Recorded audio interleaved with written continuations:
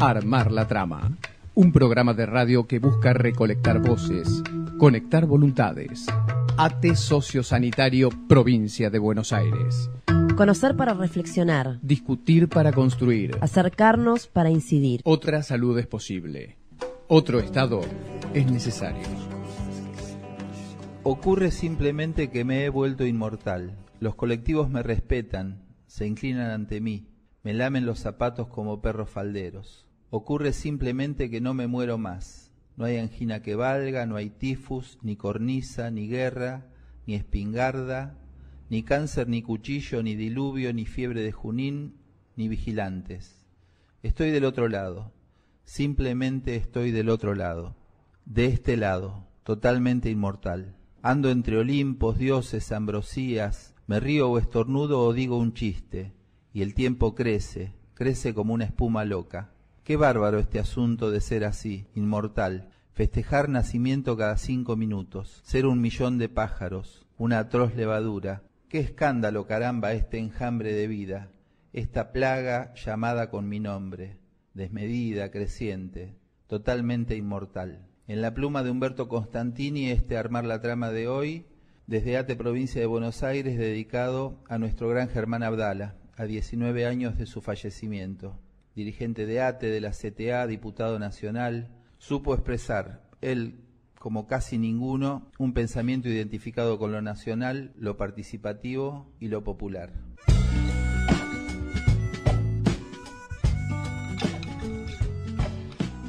Hola a todos, entonces de esta manera comenzó a Armar la Trama, un nuevo programa de este espacio radial de ATE Provincia de Buenos Aires relacionados con temas de la salud, de la visión pública, de la visión de los trabajadores, y podíamos comenzar preguntándonos y preguntando qué significa esto de la visión de los trabajadores. Le preguntamos por ejemplo a Gonzalo Chávez, historiador, escritor, compañero militante del Espacio Popular, integrante del Instituto de Estudios del Estado y la Participación de la Provincia de Buenos Aires. ¿Qué es la visión de los trabajadores? La visión del trabajador es desde su condición de asalariado, o sea, y desde su lugar de trabajo. O sea, el punto del trabajador comienza ahí, y a partir de ahí tiene la posibilidad de ver las cosas con un perfil propio. Muchas veces el perfil del trabajador no es propio, porque es impuesto por otros, o sugerido por otros, pero un trabajador con conciencia de sus derechos puede tener una visión, y debe tener una visión particular sobre su trabajo, sobre su mundo, sobre su clase, sobre la cultura, fundamentalmente sobre su trabajo y su conocimiento, que es una de las cosas primordiales. Entonces la mirada del trabajador es particular, pero es abarcadora.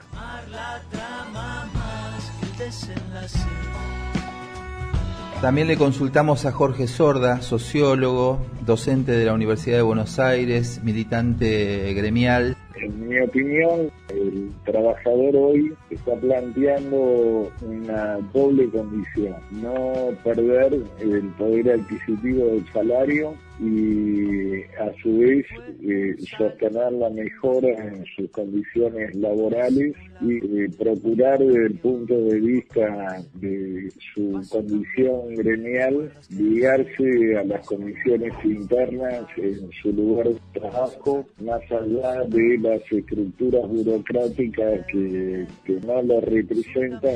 Y así seguir el rumbo que el viento trace. www.atesociosanitario.com.ar o comunicate a atesociosanitario@gmail.com.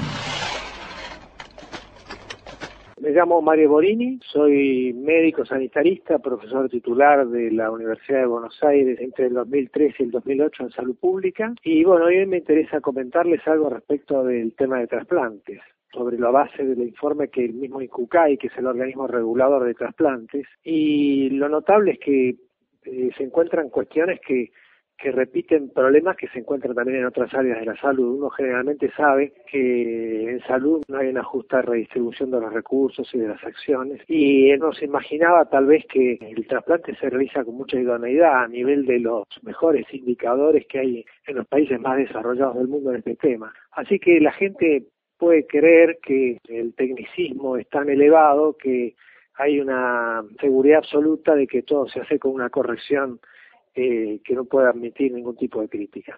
Bueno, no es cierto esto.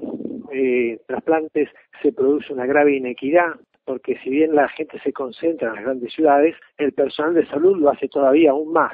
De manera tal que, por ejemplo, en Buenos Aires hay un médico cada 150, 200 personas, y en algunos lugares de Formosa hay un médico cada 10.000 o cada 15.000 personas. En el tema de trasplantes uno podría haber creído que sí, que aquí había una verdadera justicia distributiva, y lamentablemente no es así. El mismo informe revela estos datos. Los lugares industrializados, que comprenden Capital Federal, Córdoba, Mendoza, Santa Fe y Buenos Aires, concentran trasplantes en mucha mayor medida que las provincias no industrializadas. Son de 34 por millón por año. En cambio, en las provincias no industrializadas es de 22 por millón de habitantes por año. El trasplante tiene una frecuencia un 54% mayor que en los lugares más pobres del país. Esto es contradictorio con la expectativa de vida, porque justamente en los lugares industrializados la expectativa de vida es bastante superior al de las provincias no industrializadas. De tal manera que si el trasplante fuera lo que permite alargar la vida en momentos en que un órgano vital falla irremediablemente, uno pensaría que está fundamentalmente realizándose en aquellos lugares con menor expectativa de vida.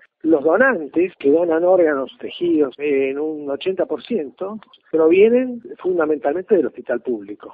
Este es un tema también que agrava la situación de inequidad y que demuestra por qué se produce la inequidad. Pero se realizan los trasplantes en un 75% en sectores privados, de tal manera que el Estado termina abonando el 80% más o menos de los trasplantes que se realizan en todo el país. O sea, curiosamente, el Estado financia los trasplantes, pero no los realiza el sector privado, el sector comercial de la medicina. Esto explica entonces la inequidad, digamos que la técnica de cada trasplante puede ser muy alta, pero en términos sociales, el Estado, al financiar la medicina comercial, está siendo el responsable de esta gravísima inequidad que se agrava aún más cuando uno ve que enormes centros de trasplantología privado, como el Hospital Italiano, la Fundación Favaloro y el Hospital Italiano de Mendoza, no contribuyen con donantes. Quiere decir que los donantes provienen de hospitales que en general concentran a la población que no tiene cobertura de la seguridad social ni de los prepagos privados. Algo se está moviendo en el mundo, pero no te lo puedo decir porque no tiene sentido. No te lo puedo decir porque tú sabes que yo sé que ya lo sabes. No tiene madre, no tiene abuela, no tiene santo, tampoco tiene vela. No da dolor, tumor, rubor, no cicatriza. No está a la venta, no se ve, no se cotiza. No se desea, no se seduce, no se decide, ni se desdice. No es un espejo, no es un templo, no da risa. No tiene angustia, ni se psicoanaliza. Es enemigo del gobierno y los poderes. Es un brillante ritual frente al vacío. Es una cosa extraordinaria de la vida que es. No te lo puedo decir. No te lo puedo decir. No, no te lo puedo decir. A lo largo del desarrollo de nuestros programas de Armar la Trama, este ya es el programa número 3, intentamos dedicarle un espacio al tratamiento de un tema específico. Hoy vamos a tratar el tema de salud mental. Nos parece importante desde la perspectiva de la implementación o la materialización del nuevo marco legal en salud mental. Hace aproximadamente 1 año y medio se aprobó en el espacio legislativo la nueva ley de salud mental. Como todas las leyes que se aprueban y que tienen que ver con reivindicaciones históricas del campo de la salud pública u otros temas en particular, no dejan de ser motivos de alegría. En el caso de la producción pública de medicamentos, la ley de derogación del patronato y de los derechos del niño en la provincia de Buenos Aires han sido o son ejemplos de leyes que se han aprobado en los últimos años y que generan la expectativa de un nuevo escenario en las políticas públicas que deberían corresponderse con modificaciones de los derechos de los pacientes, de las personas, de los sujetos. El caso de la salud mental es un tema similar. Hace, como decía, 1 año y medio que se aprobó la nueva ley que plantea básicamente un cambio de formato respecto de las viejas prácticas en salud mental relacionado más con el paradigma de la psiquiatrización y del encierro, del modelo asilar y de algunas prácticas que históricamente han sido muy controvertidas o muy cuestionadas desde el ámbito de no solo de los formatos de atención, sino incluso de la cuestión de los derechos, como tiene que ver con algunas prácticas como el electroshock o los paradigmáticos, digamos, los chalecos de fuerza y demás. El tema de la nueva ley de la salud mental plantea el paradigma de los sujetos de derecho, de los pacientes con algún trastorno de la salud mental y de el concepto de desmanicomialización. Es un concepto que tiene que ver con la erradicación del manicomio como paradigma, digamos, como ideario. No tiene que ver con la demolición de los hospitales psiquiátricos, ni con el cierre, ni con la cesantía de sus trabajadores, sino tiene que ver con otro modelo de atención. Desmanicomializar significa dignificar la atención del sujeto que tiene algún problema de salud mental. Es mejorar, es reconvertir el vínculo entre el equipo tratante y la persona, es implementar internaciones cortas, es dejar el modelo asilar y el modelo de la internación como último recurso, es recurrir a los lazos sociales, a las prácticas relacionadas con el arte, con el trabajo, con algunos tipos de laborterapias, digamos, que reconocen en sí mismo virtudes terapéuticas. Así que, en principio, podíamos dedicarle un pequeño tramo a una pequeña síntesis de lo que significa o lo que significó los contenidos más importantes de esa ley que, como decía, se aprobó hace 1 año y medio.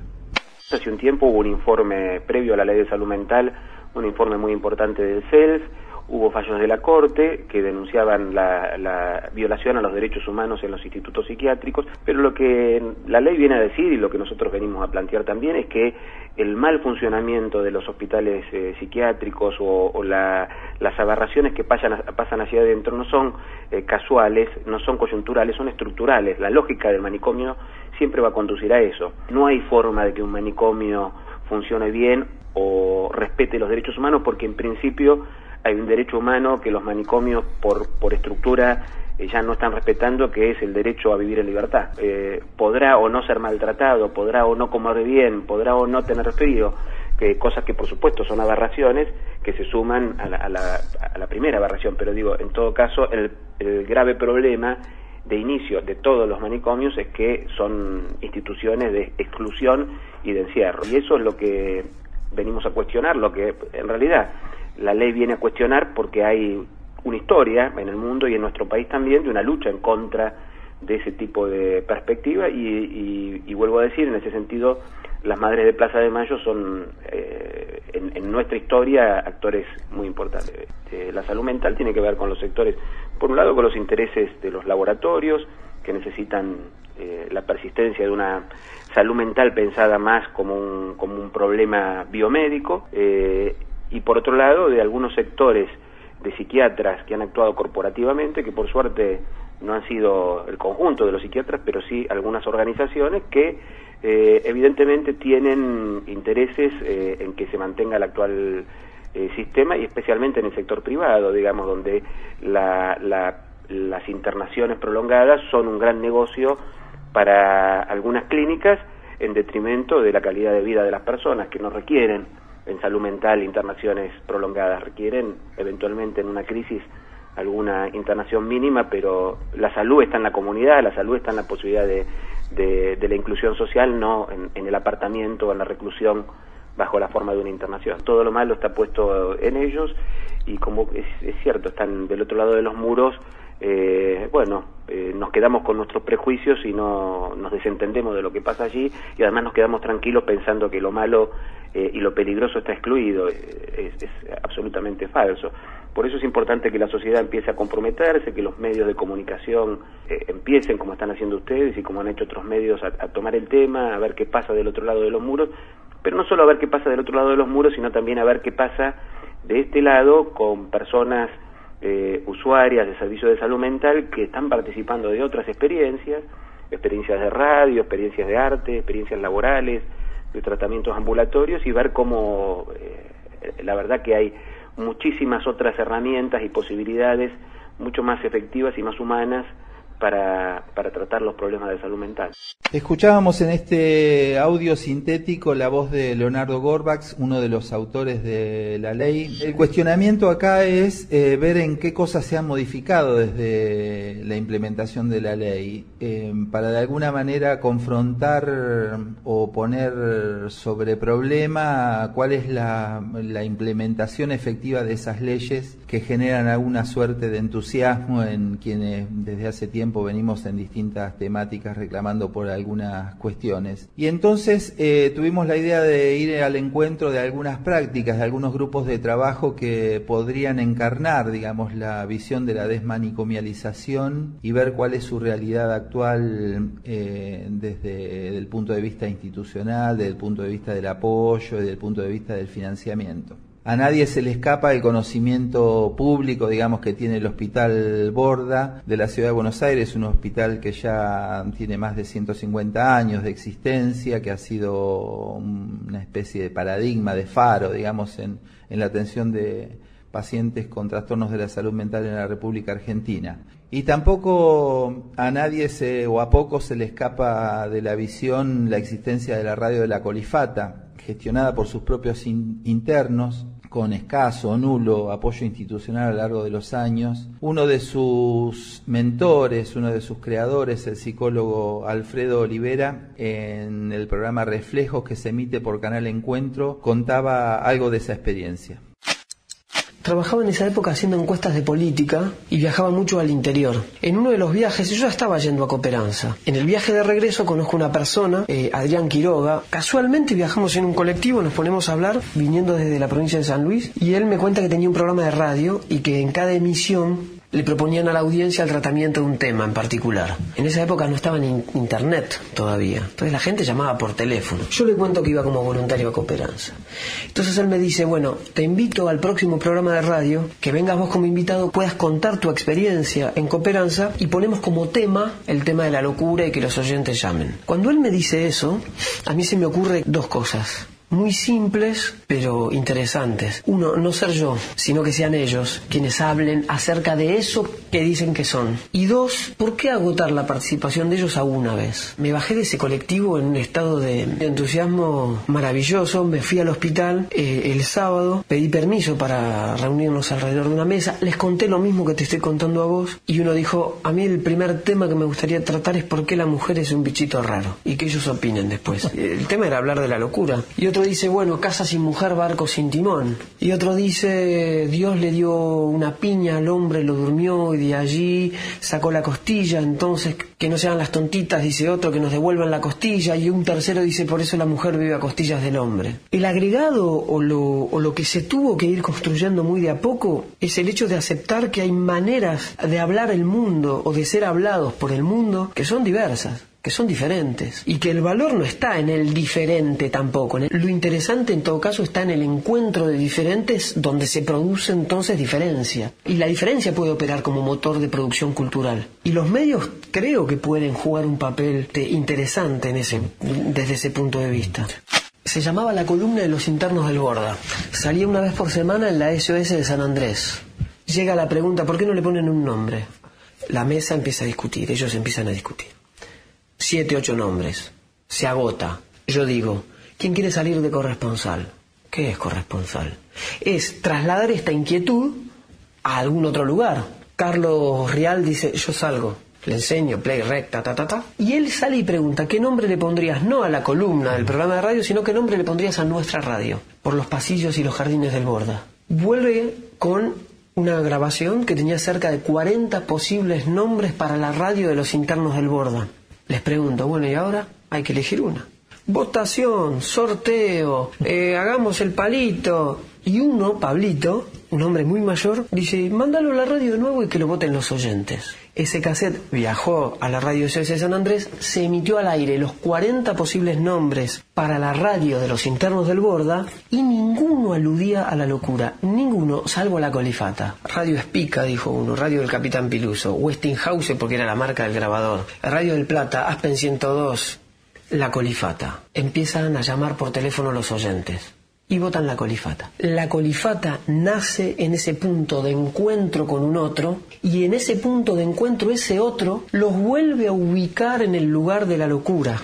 Colifato o Colifata. Y la decisión política, si se quiere, es asumimos este lugar de asignación que viene de un otro para desde allí deconstruirlo, retrabajarlo, repensarlo. Un colifato o una colifata es alguien que está mal de la cabeza o que sufre psíquicamente, pero está dicho con afecto. Tiene que ver con, bueno, esta mixtura de los inmigrantes, hecho loco, devenido loco, de fato loco, colifato. Hoy quizá cuando ellos hablan de supuesto ser colifato o tránsito colifato, está más ligado a una concepción cercana a la salud que a la enfermedad, más cercana a la solidaridad, al encuentro, a la autonomía, a la creatividad que a la enfermedad.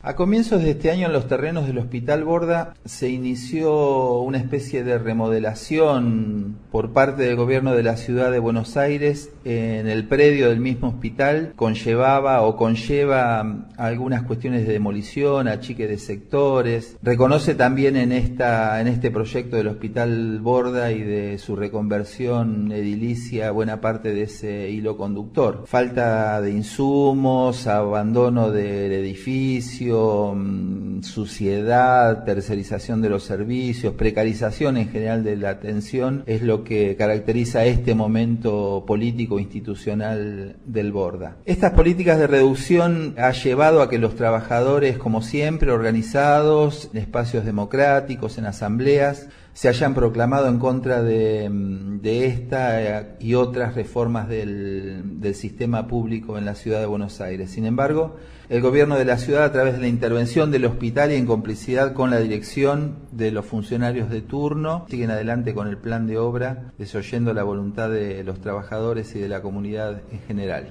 En la radio La Colifata funcionan también diversos dispositivos con la clara idea de resaltar que quienes allí viven son sujetos de derecho y por lo tanto deben ser garantizados el derecho a la identidad, el derecho a la individualidad, el derecho a una atención digna. Escuchemos este pequeño compilado de esta actividad que se hizo en marzo de este año, que reunió a estas experiencias, Pan del Borda, Cooperanza y el Frente de Artistas del Borda en el denominado Carnaval por la Defensa de la Salud Mental.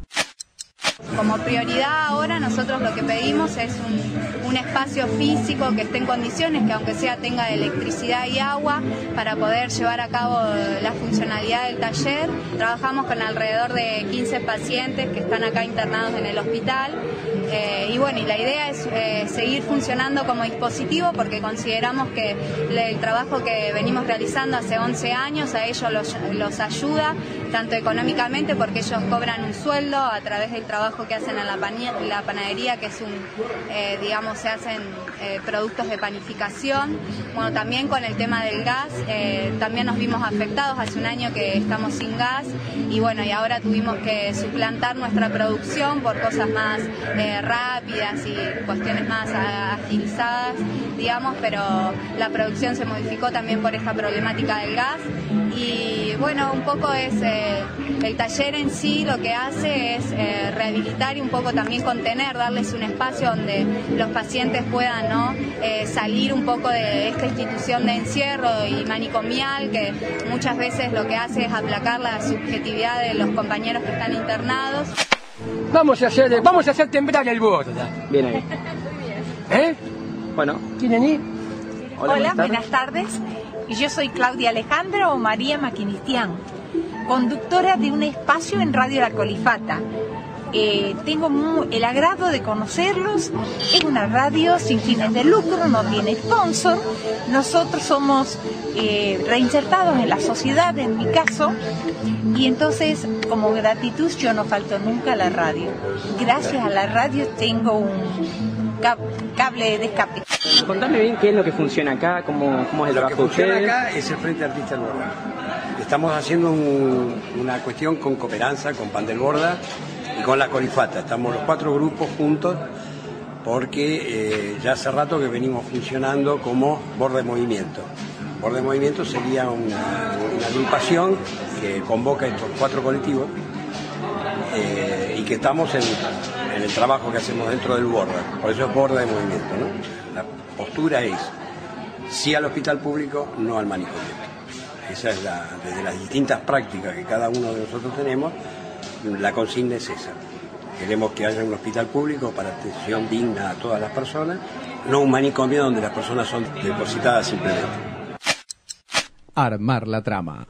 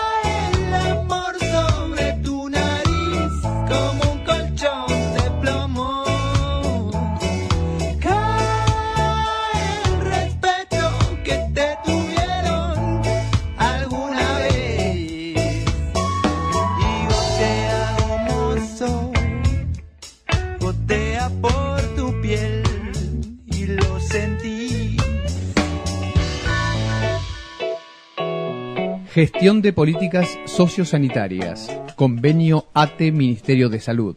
Provincia de Buenos Aires. Esta tarde en Armar la Trama estamos con 4 compañeros que pertenecen a una organización de trabajo que desarrolla algún tipo de intervención en cuestiones relacionadas con lo que se podría entender por salud mental.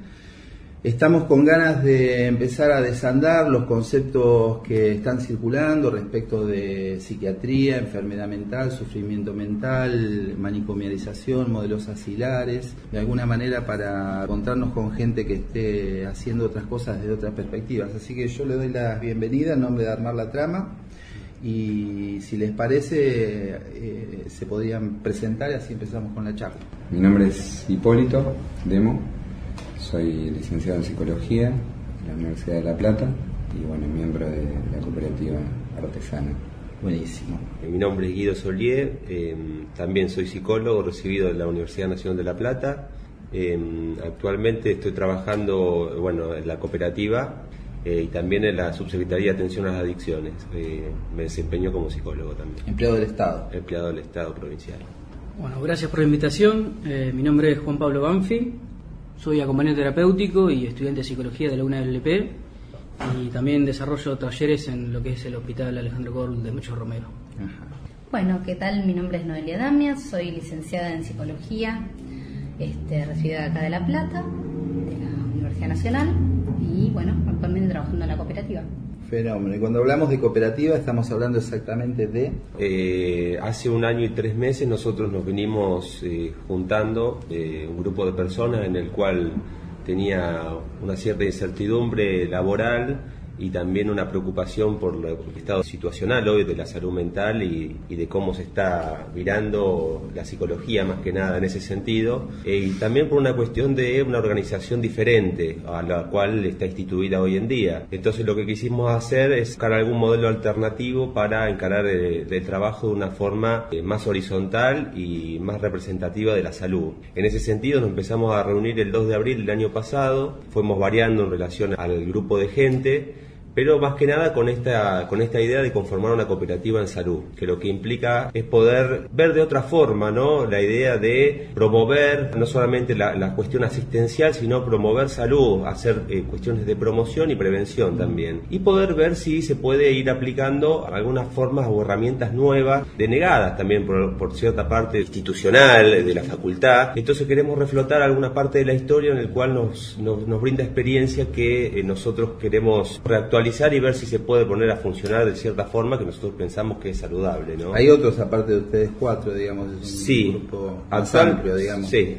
¿El término cooperativa se refiere únicamente a la estructuración legal que ustedes tienen o tienen que ver con alguna concepción asociativa del trabajo? En su momento hubo un debate porque había otras opciones para inscribirnos como agrupamiento, pero creímos que las implicancias de lo que es la economía social articulado con lo que nosotros queremos en nuestra práctica, digamos, entendiendo la salud mental como un constructo colectivo. Pareció que la forma cooperativa era lo más coherente, digamos, en función de nuestro posicionamiento. Aparece ahí como otra distinción, ¿no? Porque en general los grupos que no son gubernamentales se asocian en ONG, digamos, en formas más prioritarias del Estado, ¿no? Sí. Esto de la cooperativa me suena también a otra forma de entender la asociatividad, ¿no? Además que hay una historia en relación a cierta organización diferente. Nosotros en su momento y hoy en día nos referenciamos con Alfredo Grande y personas, ¿no?, de la cooperativa Ático. Cuando nosotros evaluábamos estas formas diferentes de organización, él fue un referente en el cual nos asesoró en cómo es esto de hacer una cooperativa y en relación a la salud, ¿no? Claro. Nosotros en general en el procesos comunicativos que tenemos tratamos de ir en busca del rescate de las otras voces, los otros actores, le decimos nosotros, que es aquellos donde el mapa hegemónico los invisibiliza, digamos, ¿no? Entonces son en general grupos de trabajo que están marginalizados desde institucionalmente, presupuestariamente y demás, y entonces un poco nosotros bajo el concepto de la otra gestión, que es también como una manera de confrontar contra la concepción que el neoliberalismo nos está imponiendo de la gestión como administración de lo que hay, ¿no? Se obtura la posibilidad de crear, de imaginar otras alternativas y es más relación con los programas, los presupuestos y todo lo que ya está marcado. Así que de alguna manera nos alegra y nos alienta a encontrarnos con grupos de trabajo como ustedes que encarnan verdaderamente este concepto de la otra gestión. Díganos concretamente, más allá de esta forma de entender la asociatividad y esta forma de que empieza a aparecer de lo que entienden por salud mental, concretamente, ¿qué hacen, digamos, en el campo de la salud mental? Actividades concretas, digamos. Y nuestra propuesta es ir un poco más allá, ir a la integralidad de la salud, más que nada, y no a la salud mental, en el cual hoy en día capaz que se entiende como que una persona tendría que ir a un consultorio, que es de terapia individual. El tema de salud mental más que nada, el tema de la promoción y prevención de la salud. En ese sentido, teniendo en cuenta las acciones a realizar o actividades específicas para generar una actividad o un encuentro que sea centrado en las cuestiones positivas y no en las cuestiones negativas de lo que es la enfermedad. Generalmente se fue tratando lo que fue todo el dispositivo de salud y salud mental propiamente dicho. Entonces, con esa regulación, ahora con el tema de la ley de salud mental, ya teniendo eso de base, nosotros proponemos otras actividades y que fueron dejadas de lado en lo que fue la tradicional historia de lo que fue el trabajo en salud y salud mental, y ver otras posibilidades que no están desarrolladas, pero hay que inventarlas en cuanto a las necesidades reales que tiene hoy la sociedad. Ok, ¿y cómo ustedes están así reinventando o renombrando las cuestiones de la salud mental, la enfermedad psiquiátrica, el padecimiento psicológico de las personas? En general, cómo funciona la nomenclatura habitual? ¿Ustedes de qué otra cosa están hablando, digamos? Me parece que el punto de vista, digamos, tratamos de deshacernos un poco de la concepción clásica de la normalidad, básicamente, ¿no? Entonces, bueno, poder interpelar a un sujeto que forma parte de la comunidad y que la comunidad tiene que poder integrarlo y que la comunidad tiene que poder tolerar las diferencias como cualquier otra diferencia que tenemos los seres humanos, digamos, ¿no? Entonces esta divisoria de aguas que históricamente se viene produciendo y que se sostiene a través de representaciones instituidas, no solamente a través de los psiquiatras, de los médicos, de toda la sociedad entera que, bueno, sin darse cuenta o dándose cuenta, contribuye a sostener estos mecanismos de exclusión y estos recintos también edilicios, podemos así decirlo, pero es un problema que tiene que ver con el imaginario social, que tiene que ver con las representaciones, con las significaciones, y con la posibilidad de romper con eso, de cuestionarlo, de repreguntarlo, de pensar lo impensable, digamos. Claro, con el concepto de lo no normal, del loco, viene los dispositivos, entre ellos el manicomio, digamos.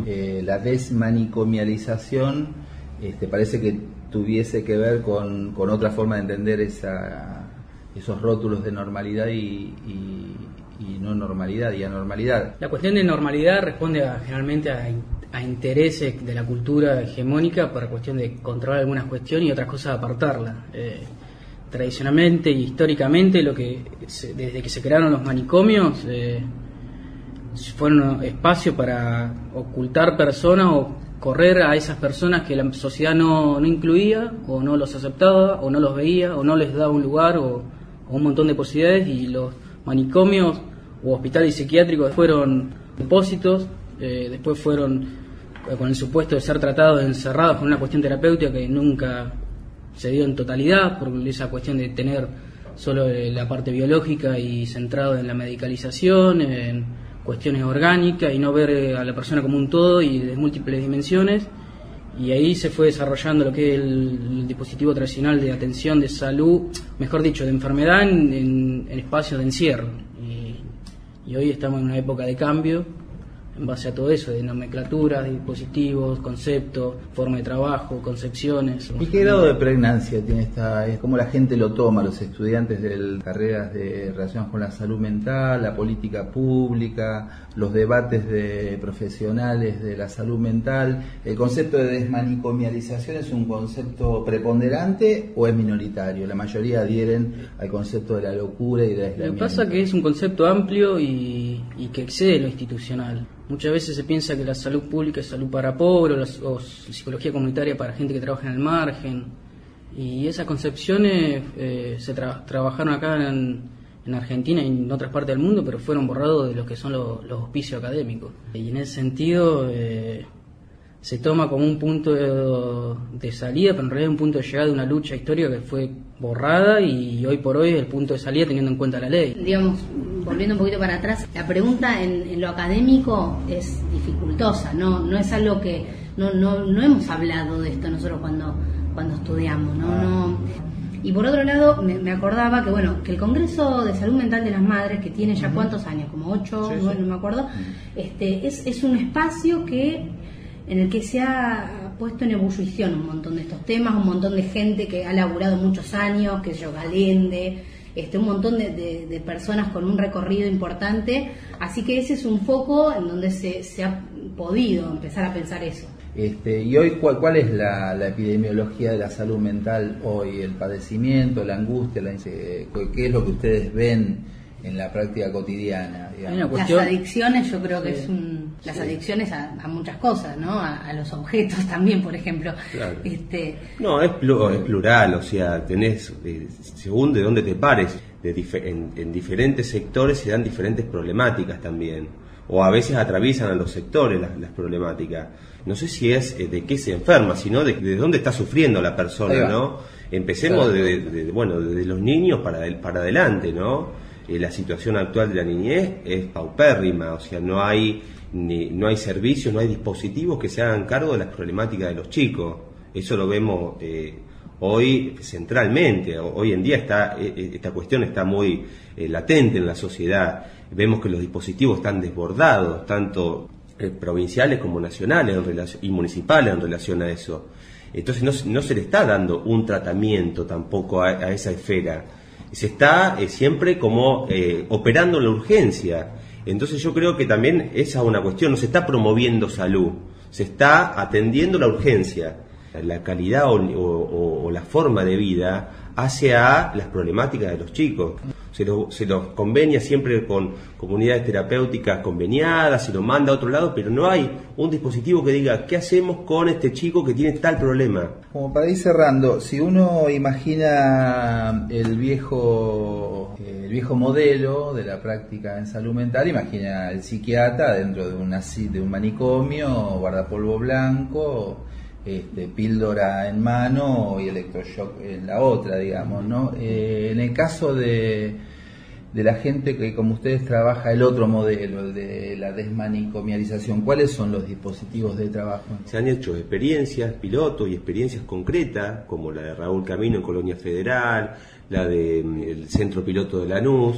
Son experiencias que en los años 60 y 70 han sido muy importantes en relación a marcar cierta cuestión práctica en relación a la salud mental, porque hubo resultados concretos, se trabajó con gente que estaba supuestamente crónica, gente que iba a ser lobotomizada, con esquizofrenia también. Entonces hay experiencia, hay resultados. Entonces nosotros nos paramos también desde esas experiencias que han sido lo que marca también el proceso de otra forma de salud mental.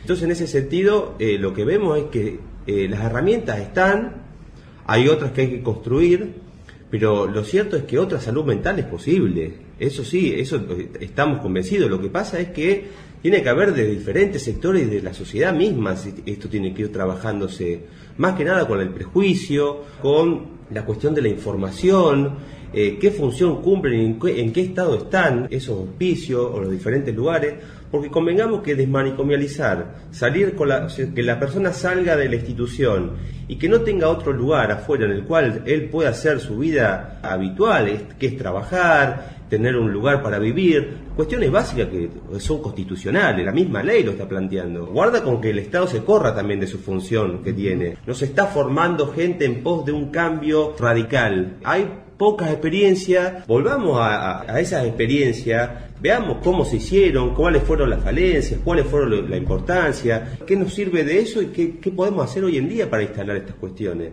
Bueno, Armar la Trama es una ventana que asoma a los 4 puntos cardinales y escucha otras voces e intenta visibilizar otros actores, así que les dejo el último espacio libre para que nos digan lo que les parezca y aprovechamos para dejar contactos disponibles con ustedes.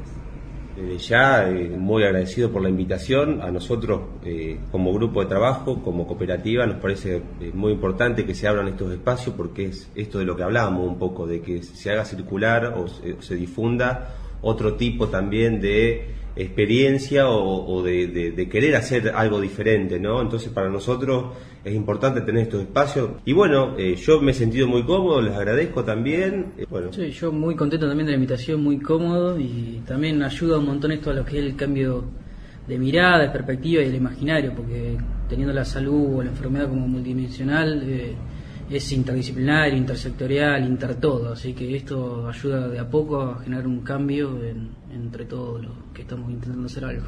¿No ves? Bueno, muy contenta de estar vinculándonos con este espacio y de estar invitados para otras oportunidades. Bueno, queremos invitar, próximamente vamos a lanzar unos talleres que van a estar dirigidos a adultos y adultos mayores en relación a el arte, la reflexión. Bueno, pueden escribir un mail a artesanacooperativa-en-salud@gmail.com o también pueden llamar al teléfono 0221 15 62 29 26 4. Bueno, después la escribimos igual en la página para que esté más claro. Bien. Bueno, el gusto obviamente también ha sido nuestro. Gracias por venir, gracias por el tiempo y será hasta muy pronto. Bueno, muchas gracias. Voces y haceres que maduran al fuego de las necesidades colectivas. La otra gestión. ¿Qué frases podrás traer para compartir? Pases mágicos.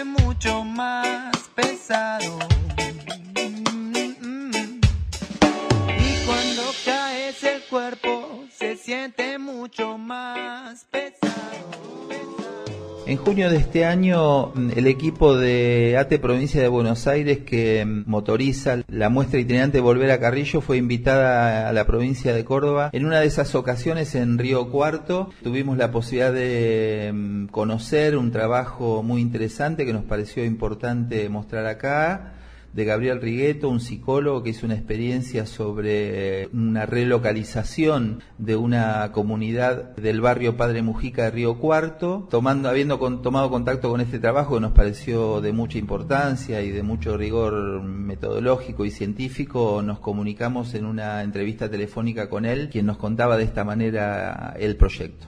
Bueno, en realidad el informe tiene un objetivo un tanto complejo, ya que primero y principal hay una cuestión interna mía que, bueno, reside en un espacio geográfico donde uno se desarrolló y vive, donde estuve en un determinado tiempo de mi vida, que fue como estudiante universitario en la capital de nuestra provincia. Desde allí comencé a visualizar, caminando, tomándome colectivos para realizar algunas que otras labores, visualizaba todo este entramado de relocalización, y bueno, desde ese entonces que me empieza a llamar la atención, ¿no?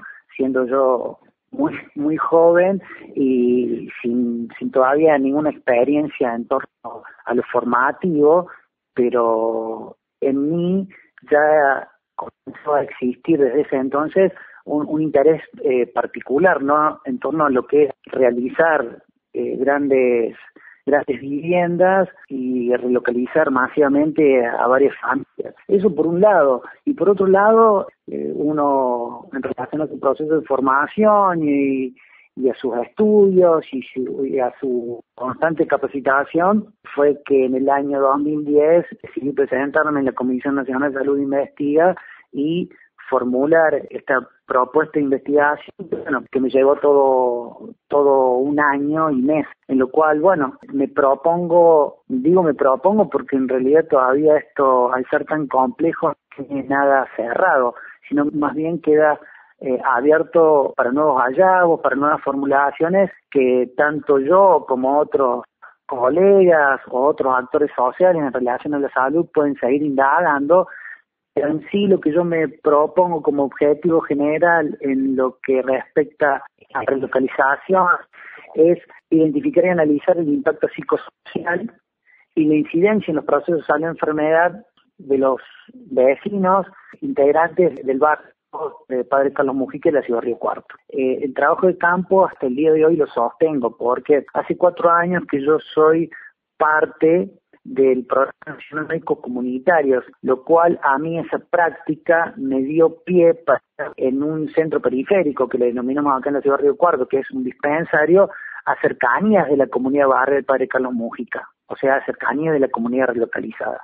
Al estar yo en contacto permanente desde mi labor clínica, de mi labor comunitaria y también de la parte de investigación que realizo, es que comienzo a configurar todo este entramado práctico de praxis cotidiana en relación a la comunidad, ¿no? En su momento, no solamente investigaba, sino que mi estar en la comunidad también hacía anclaje, te vuelvo a repetir, en mis intervenciones clínicas y comunitarias. Es desde allí desde donde yo me posiciono para realizar la investigación, en lo cual en mi informe consta de un material audiovisual que se llama Memorias de una relocalización, porque estamos hablando de un fenómeno de relocalización que se debe entender desde la complejidad. En este estudio es imposible pensarlo desde la racionalidad, sino hay que pensarlo desde la complejidad. ¿Por qué? Porque los hallazgos que obtuve fueron variados.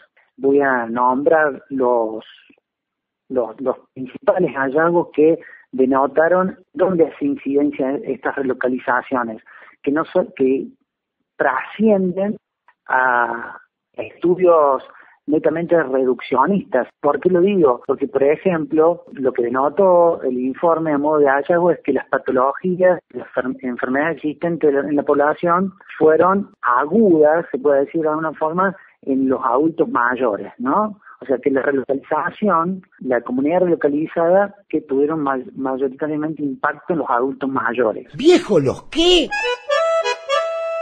¡Viejos los trapos! El envejecer, toda una situación de riesgo, es riesgo permanente. Si tengo diabetes, necesito resolver el tema de los medicamentos y entonces tengo que pensar que tengo que ir a la obra social y hacer infinidad de trámites para garantizarlos, y todo eso tiene un proceso de desgaste muy importante.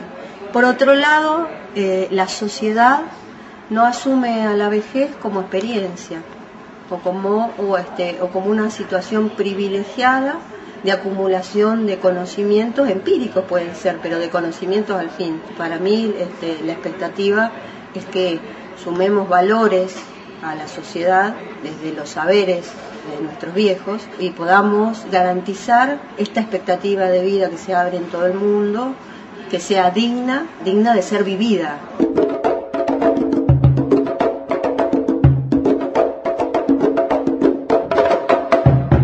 Bueno, ¿quién va a hablar? Susana. ¿Hace cuánto que estás en el centro de jubilados? 3 años. 3 años en el programa 2. ¿Cuántos son? 40, sí. En el programa. En el centro hay con más de 400 socios. ¿Y llegaste al centro porque estabas afiliada al gremio? No, yo llegué al centro recomendada por una señora, me dijo: Susana, andá, hay un programa muy lindo de Adopt por PAMI que no pagas nada, qué sé yo. Yo ya tenía fecha para internarme en un geriátrico. Y el programa y el centro y las reuniones y las chicas me hicieron cambiar completamente, digamos, de manera de pensar, y los geriátricos no los quiero más. Estamos con vos. ¿Cómo llegó al centro de jubilados? Bueno, mira, la verdad que me gustaba venir aquí porque había literatura y me gustaba escribir, entonces ella empezó a venir, que era mi amiga, y me dijo a mí: mira, ahí hay literatura. Así que empecé a venir y aquí estoy hace 2 años. ¿Y le gustaría invitar a la gente que no se anima de los distintos centros de jubilados que tiene el país?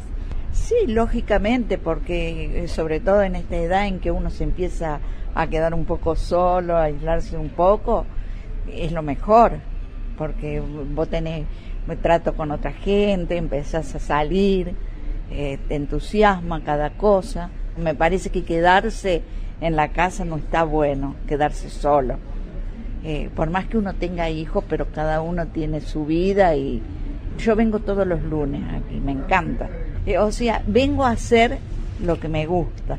A lo mejor tendría que hacer todo, pero vengo a hacer lo que me gusta, que es la parte más de literatura y memoria que me hace falta. ¿Viejos los qué?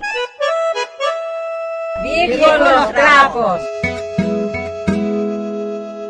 Las condiciones de vida de las personas son los determinantes más importantes de la salud. Como decía Carrillo, los microbios son pobres causas. Visita nuestra página web www.atesociosanitario.com.ar o comunicate a atesociosanitario@gmail.com.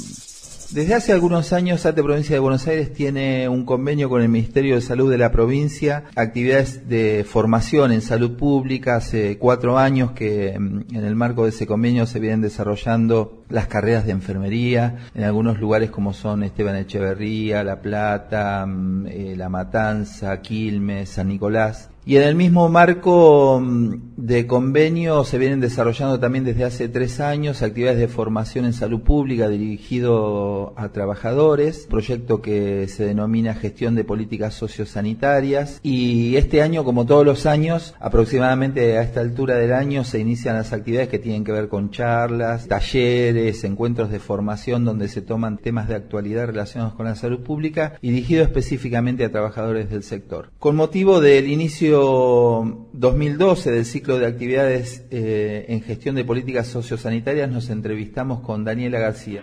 Este año tengo la oportunidad de coordinar el espacio pedagógico del curso, a partir del cual se desarrollan las actividades locales, y la idea, bueno, es la idea de siempre, esto de poder ofrecer un espacio de formación que pueda replicarse en el ámbito local, para los compañeros trabajadores ocupados y desocupados que intervienen en el ámbito sociosanitario y bueno, y a partir de la realidad que se presente como problema en el ámbito local, más los temas que están definidos en la agenda pública de salud, poder avanzar en gestionar otro tipo de salud en función de las necesidades que necesitamos como pueblo.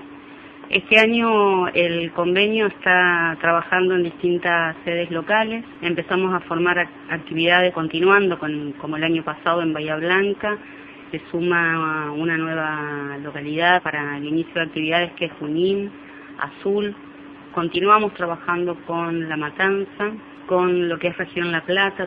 Nosotros venimos generando un convenio marco en donde pone en debate, digamos, grandes ejes conceptuales para que como trabajadores del sector salud y trabajadores del espacio amplio, digamos, de los socios sanitarios, podamos avanzar en problematizar y ofrecer otras respuestas para acceder a la salud que necesitamos. Los ejes definidos desde el convenio, que son parte de la agenda pública de salud, tienen que ver con priorizar lo que es el concepto de salud, ¿no? El debate de salud pública, la concepción de la salud como derecho humano, la participación comunitaria, las enfermedades crónicas, digamos, las enfermedades que pueden prevenirse si se accede rápidamente a la atención y al cuidado de la salud. Los operadores locales lo que hacen es poder relevar en sus distritos y en sus comunidades cuáles son los problemas que se empiezan a presentar cuando estas grandes definiciones no llegan, digamos, a todos. Aportamos a que se pueda generar un relevamiento de actores que trabajan en el espacio sociosanitario, que puedan priorizar cuáles son las necesidades de la comunidad, de la sociedad, y a partir de ahí definir cuáles van a ser las actividades y sobre qué temas se van a anclar nuestras acciones formativas. Y bueno, y así arrancamos este año 2012 con este proceso formativo para los trabajadores, con el objetivo de poder partir siempre de relevar las necesidades de nuestro pueblo para acceder, digamos, a una mejor salud y el saber de los trabajadores del ámbito sociosanitario,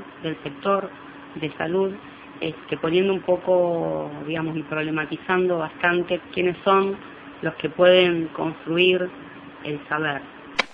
El convenio al que hace referencia Daniela se refiere precisamente a eso, a un proyecto colaborativo donde las partes son, por un lado, la Asociación de Trabajadores del Estado de la Provincia de Buenos Aires y por otro lado el Ministerio. El Ministerio no es un espectador pasivo, digamos, en este convenio, sino que de alguna manera va supervisando y va evaluando las ventajas o desventajas del convenio. Entonces, en ese sentido nos pareció importante consultar la opinión de la directora de capacitación de técnicos de la salud, la doctora Hilda Wine, que es de alguna manera la autoridad de aplicación del convenio, preguntarle cuál es su balance, su visión y cuál es, según ella, el desarrollo de este convenio que ya lleva algunos años. Bueno, el ciclo GPS 2012, si bien es una continuidad de capacitación y de política pública que viene desde que comenzó el GPS en el año 2009, en este GPS 2012 nosotros hemos puesto el énfasis en el trabajo comunitario, que tienen que ver, por supuesto, con la conceptualización de salud, políticas públicas, atención primaria de la salud, promoción de la salud, salud comunitaria, organización comunitaria, prevención y promoción de la salud, redes. Entonces tenemos muchas expectativas en que en este trabajo comunitario y de campo, con temáticas muy importantes como son las adicciones, salud, violencia de género, adulto mayor, etcétera, se pueda reforzar el perfil de promoción de la salud que está en la línea política del Ministerio de Salud como prioridad, ¿no es cierto? La concepción de la Dirección Provincial de Capacitación, que depende de la Subsecretaría de Planificación y del Ministerio de Salud, y la razón de ser es que la formación de los trabajadores está hecha por aquellos que son trabajadores.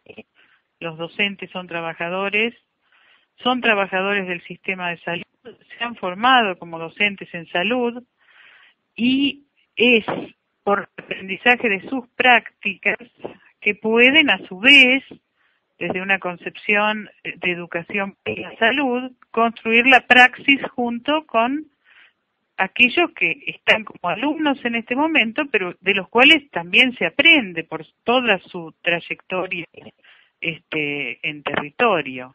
Por lo cual nosotros, y en el proyecto GPS, concebimos la formación y capacitación de trabajadores y con trabajadores.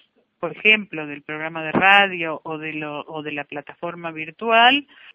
Me parece que son estrategias didácticas muy útiles porque mejoran la accesibilidad del trabajador, que muchas veces se puede acercar permanentemente, no puede tener un docente al lado, y bueno, todos los mecanismos virtuales están en consonancia con las nuevas tecnologías educativas. Por otro lado, también la enseñanza virtual tiene un tutor que a su vez es trabajador y está de otra manera al lado del alumno, ¿no?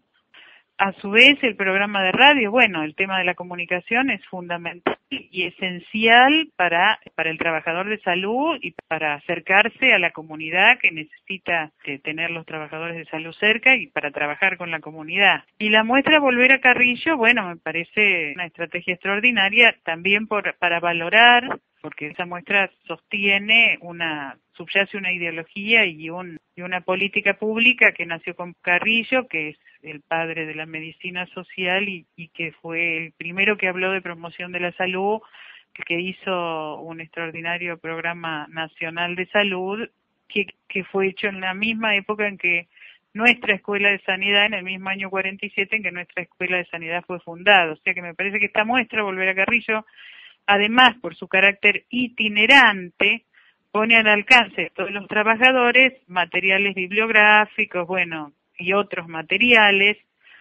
que hacen al campo de la salud pública, ¿no es cierto? Y por eso yo lo valoro mucho este espacio. Gestión de políticas sociosanitarias. Convenio ATE Ministerio de Salud, Provincia de Buenos Aires. Actividades certificadas por el Ministerio de Salud y Cátedra Libre Germán Abdala, Universidad Nacional de La Plata. Bueno, y así llegamos al final de esta nueva edición de Armar la Trama. Desde ATE Provincia de Buenos Aires los despedimos, los convocamos hasta el próximo encuentro. Agradecemos como siempre el apoyo brindado por el Consejo Directivo Provincial, por el Área Estratégica de Salud, por el Instituto de Estudios sobre Estado y Participación. Agradecemos la producción de nuestro equipo, conducido por Cecilia Fernández Lizo, en la producción María Emilia Mena, y en la colaboración de notas, reportajes y coberturas, Iván Suaznávar, Sofía Goñi y Jeremías Previ. Como siempre, a todos aquellos que se sumaron con sus voces a este nuevo programa de Armar la Trama. Desde ATE Provincia de Buenos Aires, los saludo hasta la próxima. Mi nombre es Daniel Godoy y el programa se llama Armar la Trama. Hasta pronto. Armar la Trama. ATE Sociosanitario, Provincia de Buenos Aires. Otra salud es posible. Otro Estado es necesario.